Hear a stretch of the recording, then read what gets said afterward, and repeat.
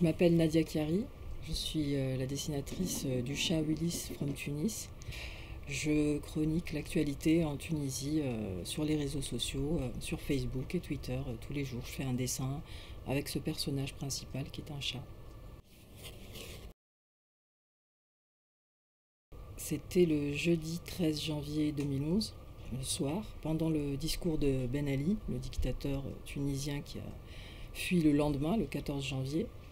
Donc en Tunisie, c'était assez chaotique. Il y avait un soulèvement populaire qui fait qu'on était en plein couvre-feu.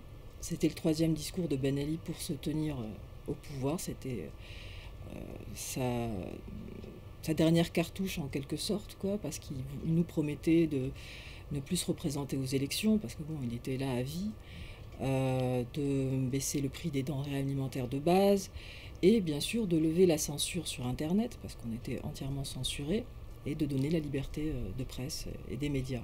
Alors que c'était le couvre-feu, ses partisans sont sortis dans la rue pour l'acclamer.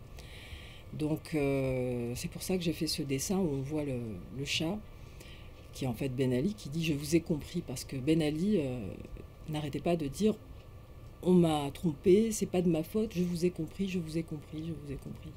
Il n'a rien compris du tout, quoi. Et le fait d'avoir publié ce dessin, de représenter donc les partisans de Ben Ali sous forme de souris qui crient « Ouais, le prix du fromage a baissé, c'est génial, super », et le chat qui les regarde d'un air goguenard « Oui, je vous ai compris », c'est-à-dire il faut juste vous appâter avec des trucs débiles, et voilà, je vais me maintenir au pouvoir comme j'ai toujours fait jusque-là. Je me suis dit, voilà, on va faire un petit dessin, déjà pour le prendre au mot, pour voir si vraiment la censure est levée et on peut s'exprimer librement. Donc j'ai créé un profil sur Facebook. Et mon chat s'appelle Willis, donc je l'ai appelé Willis from Tunis, parce que ça rimait, c'était vraiment spontané.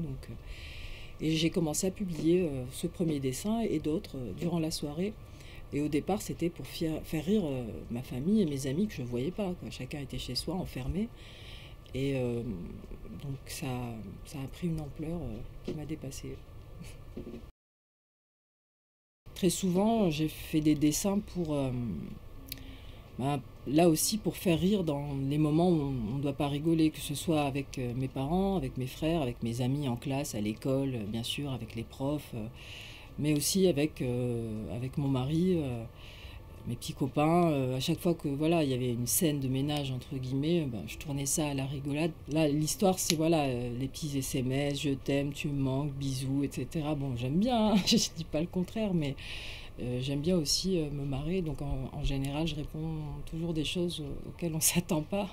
Bon là, en l'occurrence, c'est si tu m'aimes vraiment, oublie pas le pain. C'est plus dans l'état d'esprit, bon, les mots c'est bien joli, parole et parole, mais le concret, nous on veut du pain, c'est tout. Donc, j'ai fait toute une petite série justement d'histoires de couple qui, je sais pas comment ça va s'intituler, mais la chute à chaque fois c'est salope. Donc ce dessin je l'ai fait en mars 2012, donc il y a un mois.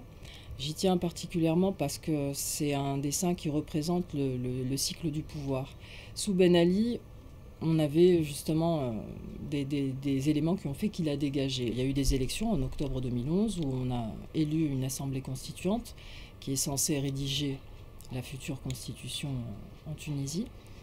Et donc le parti qui a eu une majorité relative aux élections, c'est le parti Ennahda, donc le parti islamiste. Ils refont un peu les mêmes erreurs du passé. Donc j'ai fait ce cadran de montre qui commence par dégage et qui finit par dégage, donc automatiquement.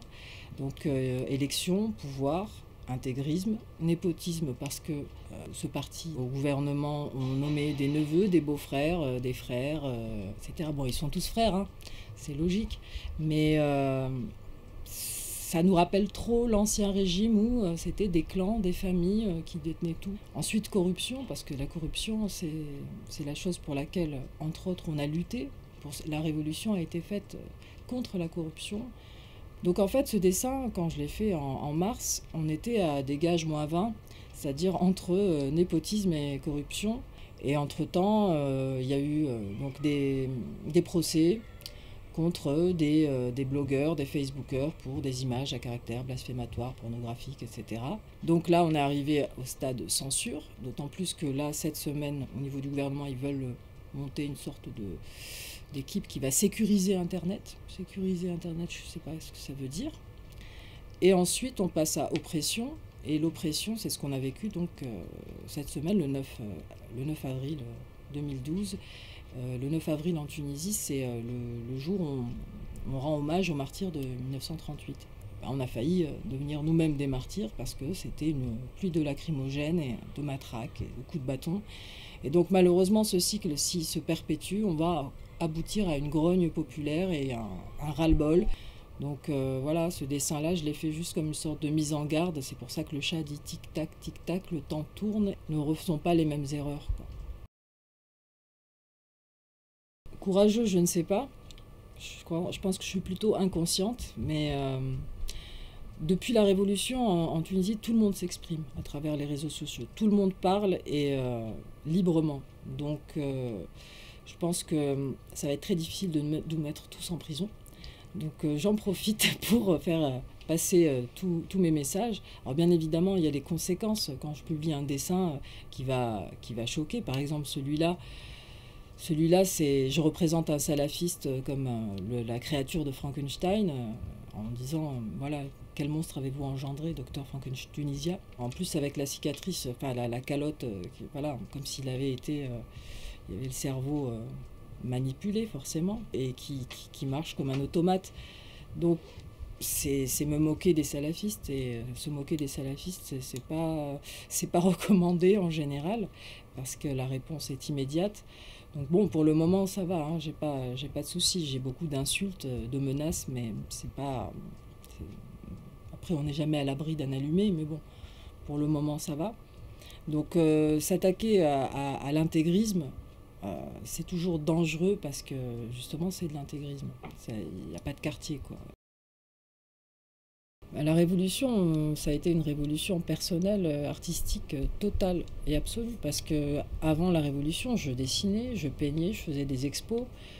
Mais on ne pouvait pas parler de ce qui se passait. De toute manière, on ne pouvait aborder aucun sujet. Si on parlait du pouvoir, forcément, on avait des soucis. Si on parlait de l'économie, on parlait automatiquement de Ben Ali. Si on parlait de l'agriculture, ben, ça ne marche pas, donc c'est automatiquement parler de Ben Ali. On ne pouvait aborder aucun sujet sans toucher au pouvoir et sans se faire taper dessus. Donc, du jour au lendemain, on a été totalement libre de s'exprimer, de critiquer le pouvoir. Pour moi, c'est une des seules vraies victoire concrète de la Révolution, c'est la liberté d'expression. Et il faut rester vigilant tous les jours et la conserver.